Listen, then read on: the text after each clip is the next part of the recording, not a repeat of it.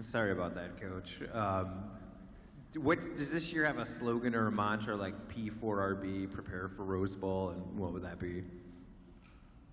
This year's mantra? Chase it. That's the mantra set forth by head coach Mark D'Antonio at the beginning of this season, and so far, the Spartans are chasing it. Hello and welcome to week 12 of your Spartan Report. My name is Dennis Urbano. Thank you for tuning in today. MSU is coming off its bye week, and they're still in sole possession of first place in the Legends division. Not many people thought they'd be in this position, mostly due to the talent that took the field in August. The year started out with many questions, but none bigger than the one at quarterback.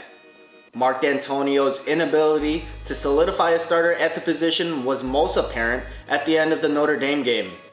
The head coach inexplicably subbed in senior Andrew Maxwell on the final drive of the game, much to the chagrin of Spartan Nation. Since then, Connor Cook has taken control of the quarterback job and is improving with every snap. Take this for a head-turning stat. Cook has thrown 13 touchdowns to only 3 interceptions this season. Another part of the improving offense has been the emergence of Jeremy Langford. The junior running back struggled early in the season. He only averaged 67 yards per game in non-conference play, but Langford is working to fill in the shoes left by former standout Le'Veon Bell. He has gained at least 100 yards in each of the last 4 games. Of course, the headline for this team has been the stellar defense. Let me throw some stats at you. The Spartan defense has yet to allow a 100-yard rusher. They lead the FBS in total defense as well as rushing defense. MSU's pass defense is a little worse. They are only 3rd in the nation. But with the offense still struggling, it's a good thing that MSU is limiting opponents to only 11.6 points per game. That has helped Michigan State to get to their 8-1 record and to the top of the Legends division. As you can see from the updated standings, the Spartans are sitting atop the division all by themselves. There are only 2 teams still able to catch MSU by the end of the season, Nebraska and Minnesota. So let's take a look at the remaining schedules for the contenders. On paper, it looks like Minnesota has the toughest climb to the Legends title. Already a game and a half behind the Spartans, the Gophers have 2 hard games to close out the season. They must beat a surging Wisconsin Badger team at home and then travel to East Lansing to take on the Spartans. From that, the game between Michigan State and Nebraska this Saturday could very well determine which team makes the trip to Indy for the Big Ten Championship.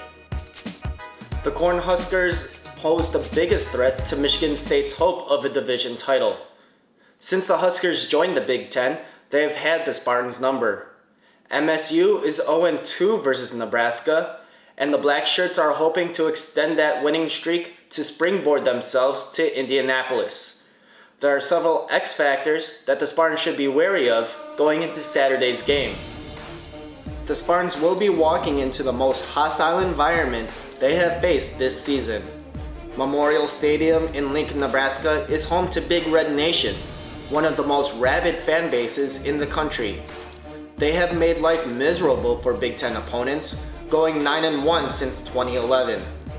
Connor Cook and the Spartan offense will have to quiet down the stadium early if they have any hope of succeeding in Lincoln. MSU's defense hasn't really faced a premier running back this year. That will all change on Saturday. The Cornhuskers' Amir Abdullah will try to become the first running back to rush for at least 100 yards against the stiff Spartan defense. He will have to do it mostly by himself because of the depleted Nebraska offensive line. Abdullah does lead the Big Ten with 1,213 rushing yards on the year. Michigan State's linebackers will have to wrap up as Abdullah's stocky frame allows him to break a lot of tackles.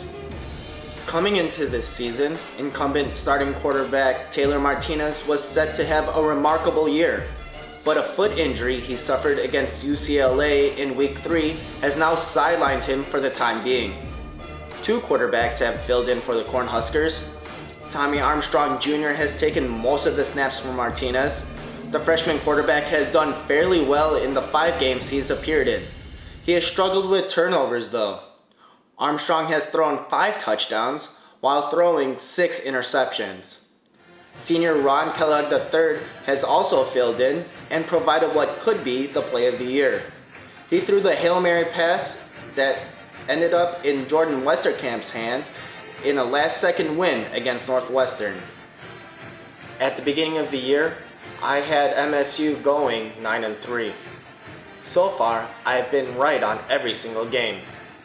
Originally, I had the Spartans losing in Lincoln, but this team has changed my mind.